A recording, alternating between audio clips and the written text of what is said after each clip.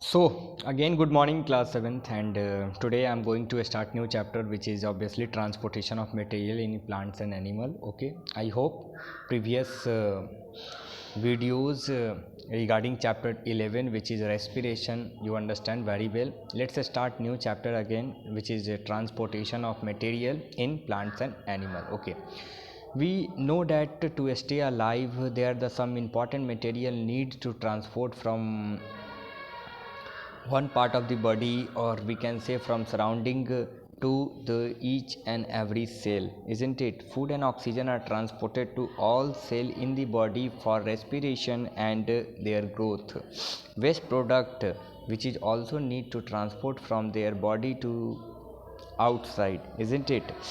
So there are the various method by which material are transported in plants and animal. Let us start the transportation system in plants. Okay, so I just want to tell you that there is a vascular system in which the transportation of medium take place in plants also, and there are some connective tissues are there by which material transport from one place to another place, and there are the two connective tissues are there, like first one is xylem and second one is phloem. Okay, so xylem and phloem are basically two conductive tissues by which material like food, oxygen and water transported from one place to another place. Okay, so xylem transport water from their root to each and every leaf, by which leaf get their water from xylem and make their own food, and whatever the food in the form of C6 S12O6 glucose formed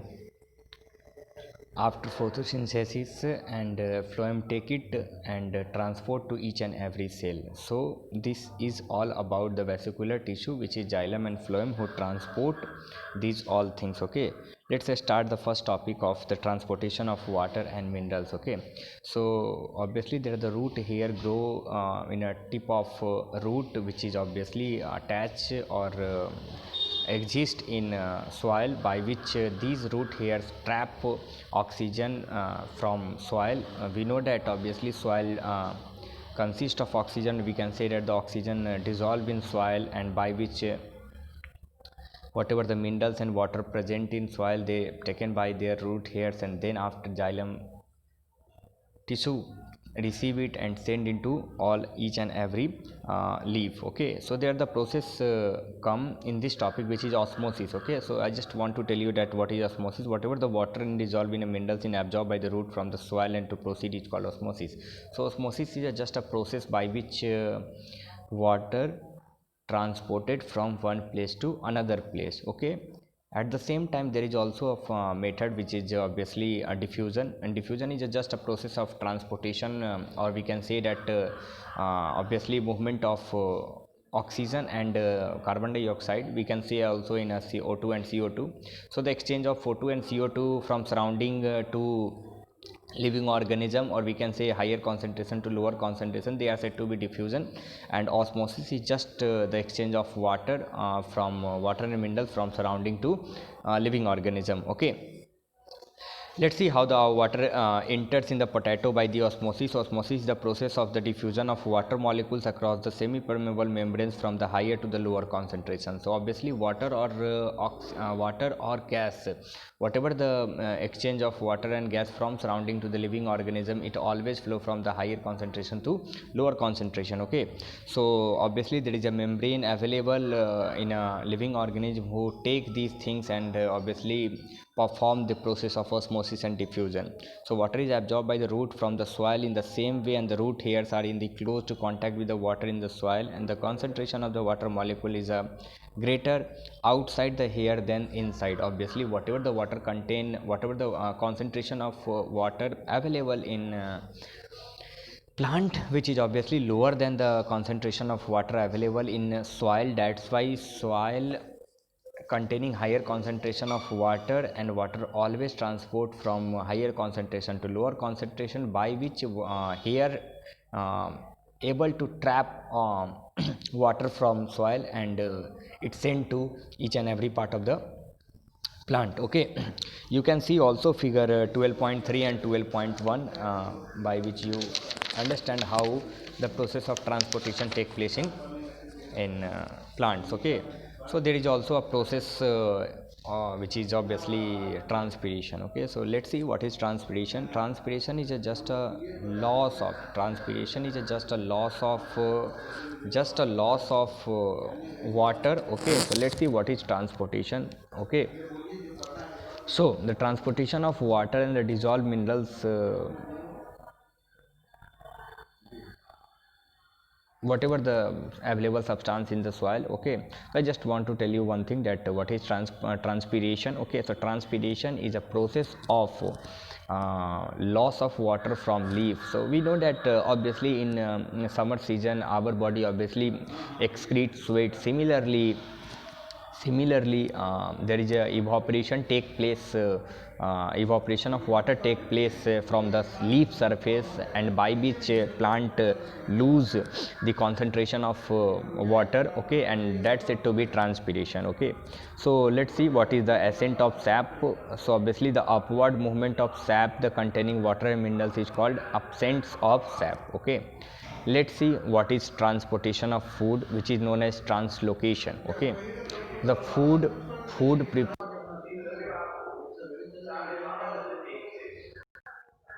the food prepared by the leaf is obviously transported to each and every part of the plant from the soluble form. Okay, we can say that the solution form, and whatever the process by which food prepared by the process of photosynthesis is transported from leaf to the each and every cell are said to be translocation. Okay, so obviously you need to just read down the books, and whatever the content you are getting down, and write down the copies and make a proper notes. Let's see what is transpiration. So obviously the process of losing water in the form of water vapor. Okay, by the evaporation of water, they are said to be transpiration. They are the two process available in the figure 3132, which is obviously transpiration and translocation. So transpiration is just a loss of water by evaporation of water. Okay, on from the surface of leaf, and translocation is just a process of transferring, or we can say that the transportation of food, whatever the prepared food by photosynthesis, they are transferred from leaf to each and every plant, each and every cell of the plant. Okay, so let's see what is wilting, wilting. Okay, so if the water is lost during the transpiration more quickly than they absorb the lost root here, then the plant cell will lose water, and the leaves, stem and flowers will drop, and which is known as wilting. Okay, so obviously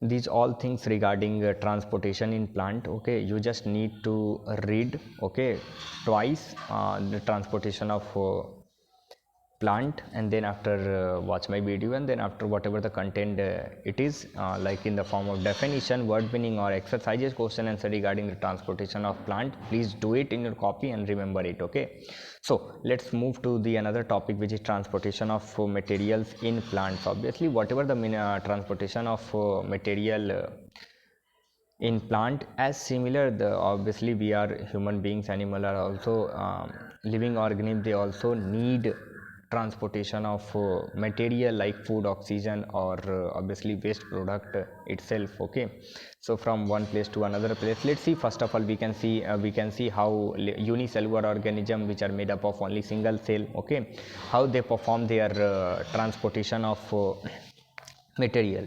Just I want to tell you, whatever the unicellular organism like amoeba or paramecium, these all perform each and every either nutrition, respiration or transportation. These all process executed within the single cell. Okay, so whatever the nutrition reach every part of the cell by the diffusion, and a simple aquatic multicellular organisms such as hydra, jellyfish, oxygen and nutrients are transported by the water that circulate through their bodies. Okay, so these all things. Let's see the transportation in humans. Obviously human is a multicellular organism having different organ for their different purpose. So we have a specific organ to perform a different task. Obviously we have a specific organ for this system also, which is obviously transportation of we can say circulatory system. Okay, let's see what is circulatory system. The process of diffusion is too slow to work in the higher animal, including humans. Okay, and as such animal will develop pick up the delivery system, and which is known as circulatory system.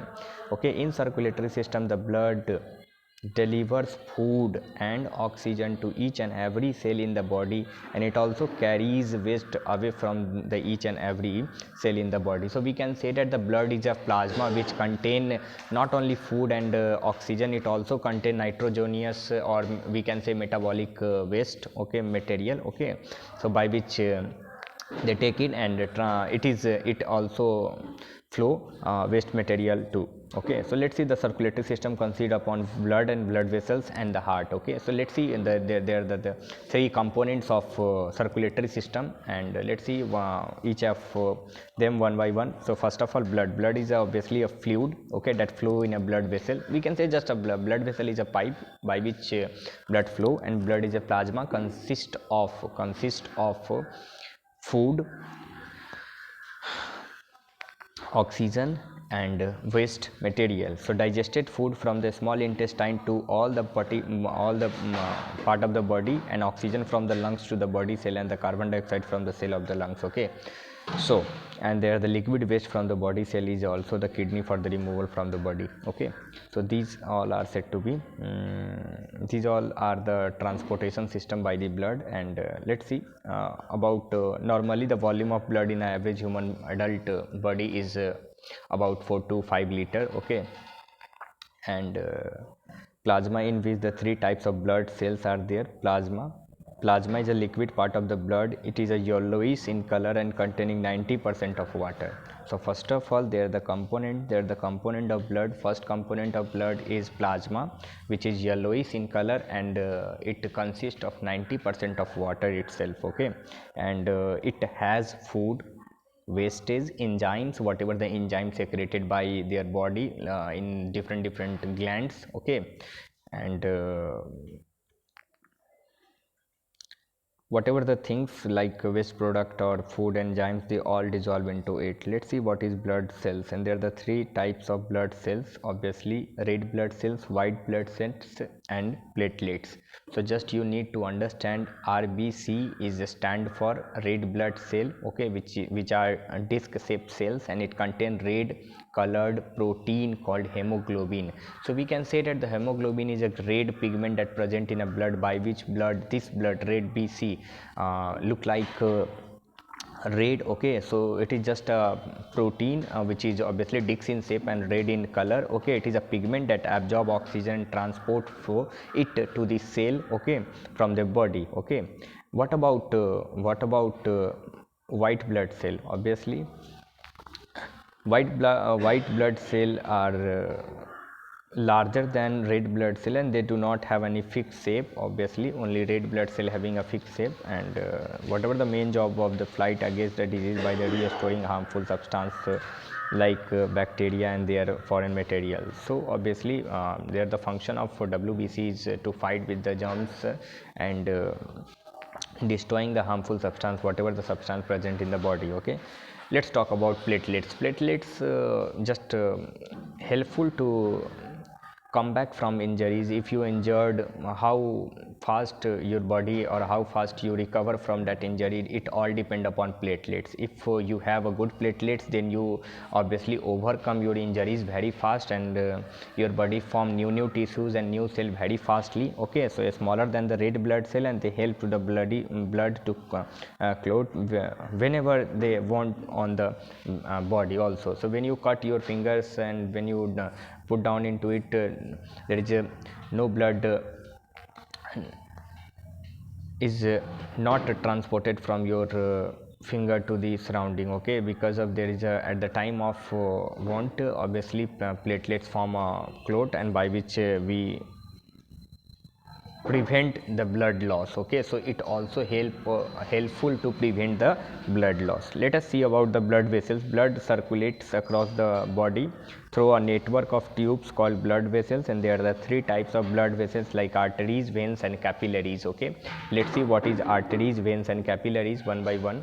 So arteries carry oxygenated blood. It means that whatever the blood flow in our arteries, they always carries oxygenated blood from the heart. As the heart pump blood into the arteries, the blood flows rapidly at the higher pressure, and arteries therefore have a thick elastic wall.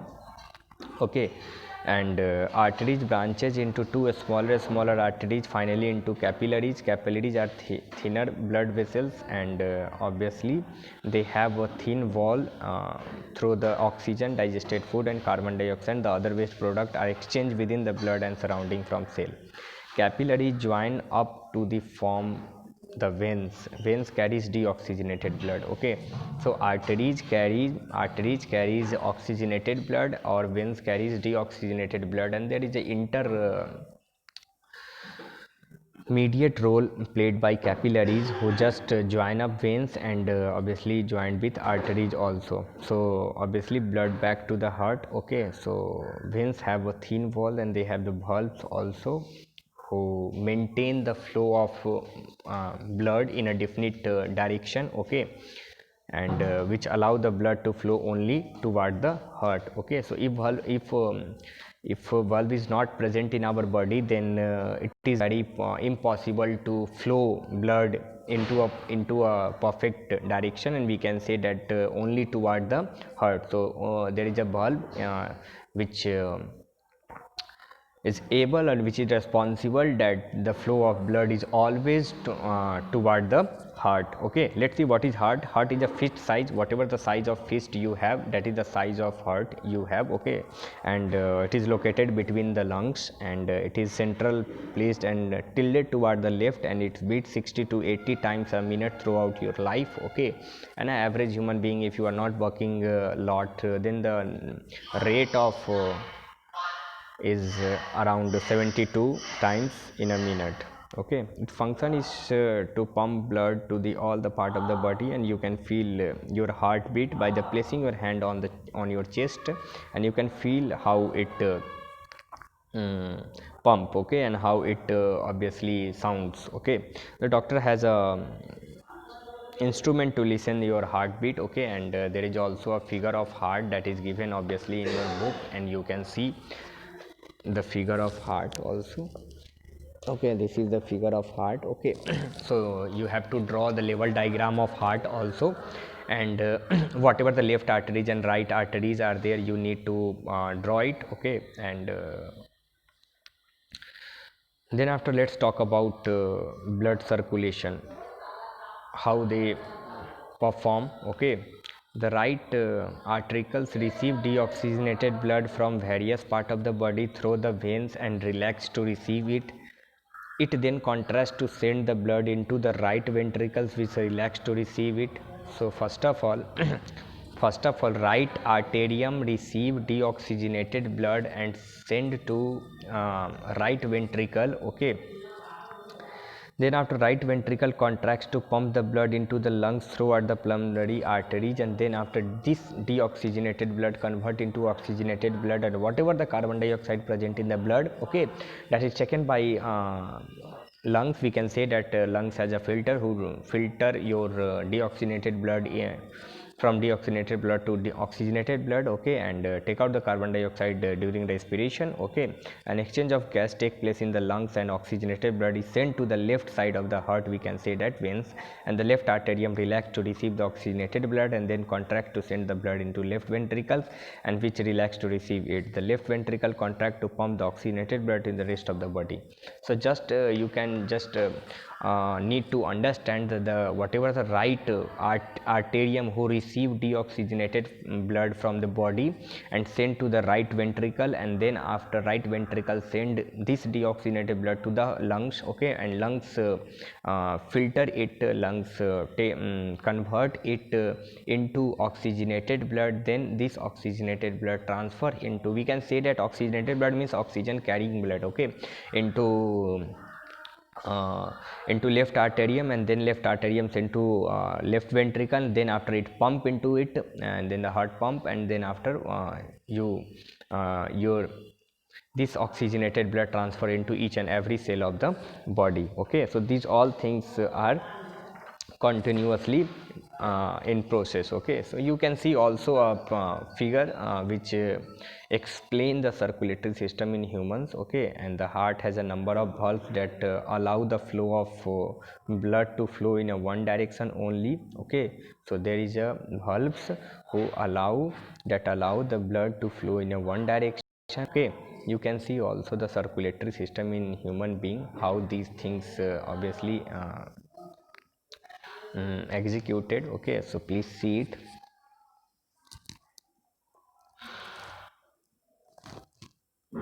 Okay, so let's see the next topic, which is heartbeat and pulse. Okay, so all the heart muscles do not contract at the same time, and the two arterium contract the first, forcing the blood into ventricles, and the two ventricles contract to fraction in just a second, and for this reason each heartbeat can be heard as two sound, tuck tuck tuck tuck. Okay, because two process executed at the same time. Okay, uh, okay, do not contrast at the same time. Two arteries contract first and forcing the blood into ventricle, and then after two ventricle contract a fraction in of a second later. Okay, so that's why these are two function executed at the same time. That's why the whatever the sound of each heartbeat can be heard as a two sound. Okay, and a weak contraction of artericles makes one sound, and this sound is followed by a stronger sound caused by the contraction ventricles, and whatever the doctor is listening these sounds by their instrument, which is known as a stethoscope. Okay, so you can see also, and we can also find out our pulse by feeling this wrist. Okay, to okay, so this is an instrument, and that is to measuring pulse. Okay, now let's see what is pulse. Okay, so stretching and relaxing of the arteries with each heartbeat is felt as throbbing, called pulse, and it is easy to feel the pulse at the side of neck or wrist. Okay, now the last topic, which is obviously excretion, and it is really very important. So I am just going to stop this. Let's see what is first of all, the first term in what is excretion is metabolism. So what is metabolism? So during life activities, whatever the cellular respiration take place, in which there are the several chemical reaction take place in a body, and these all things are known as metabolism, and these chemical reaction produce waste product such as carbon dioxide, water, salt, urea and uric acid, and it obviously need to excrete from their body, because these things obviously harm our body. So this process of removal of metabolic wastage like carbon dioxide, water, salt and urea and uric acid from their body is known as excretion. Excretion is just a process to removal of metabolic waste product. Okay,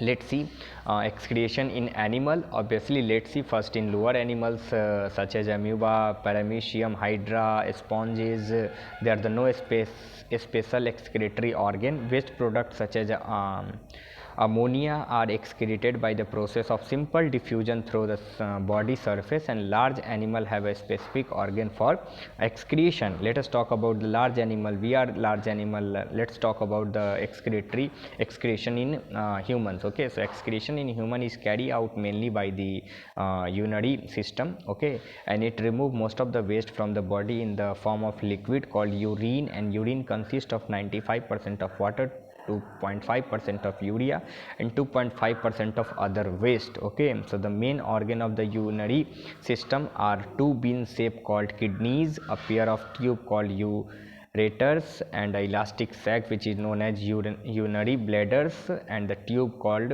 urethra. Okay, so kidney are located in each of the side of backbone just above the waist. Okay, and the main function the main function is to filter waste product from the blood, and you can use a filter paper to separate solid impurities from solution. Obviously you can use a filter to obviously separate from tea leaf to tea. Okay, similarly kidney filter waste product from the body, whatever the metabolic waste product we got during our cellular respiration or our life activities. Okay, so kidney work in the same ways. Okay, so the kidney consists of a large number of coiled tube called nephrons, and each kidney contain about 1 million of nephrons. Okay, nephrons are a tiny filtering units of the kidney. They filter out excess of water, salt, urea from the blood, and as it passes through them. Okay, and obviously it passes from the kidney through two tubes called urethra into the elastic sac called urinary bladder, and then urinary bladder store it in the form of urine unless and until it is excreted from the body through the urethra.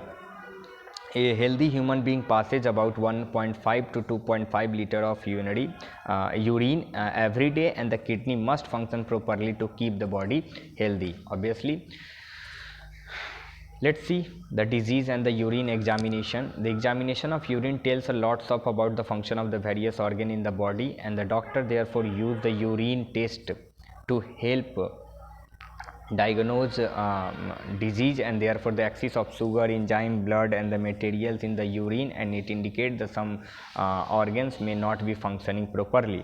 So obviously doctors examine our urine to find out if there is any problem, if there is any high concentration of sugar or enzymes are available in urine or not. Okay, so for example, the presence of sugar in the urine indicate that the person may be suffering from diabetic.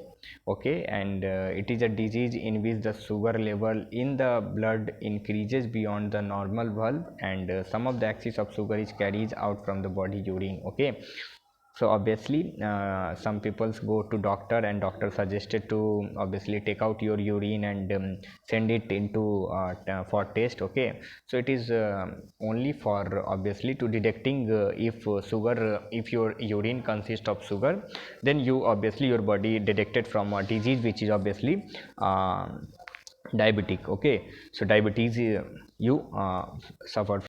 Okay, the presence of blood in urine, it is a sign of damaged kidney. Okay, it may arise due to damage to the nephron by bacteria, and if a person's kidney are damaged, doctor remove body waste by the medical process known as dialysis. Okay, a more permanent solution is a kidney transplant, and in which the damaged kidney is replaced by a healthy kidney donated by someone. Okay, let's see sweating. What is sweating? Beside kidney, our skin also help in examining wastage, and it create excess of water, urea, salt and other metabolic wastage in the form of sweat, which help to sweat glands present in the skin. As sweat evaporates, it cool the body, and obviously sweating help us to cool down the body when it is very hot. Okay, so it is all about the process of sweating and how the disease and urine examination take place. Okay, so this is all about this chapter. Okay, in this chapter we will discuss about lots of things related to the transportation of material in plants and in animals.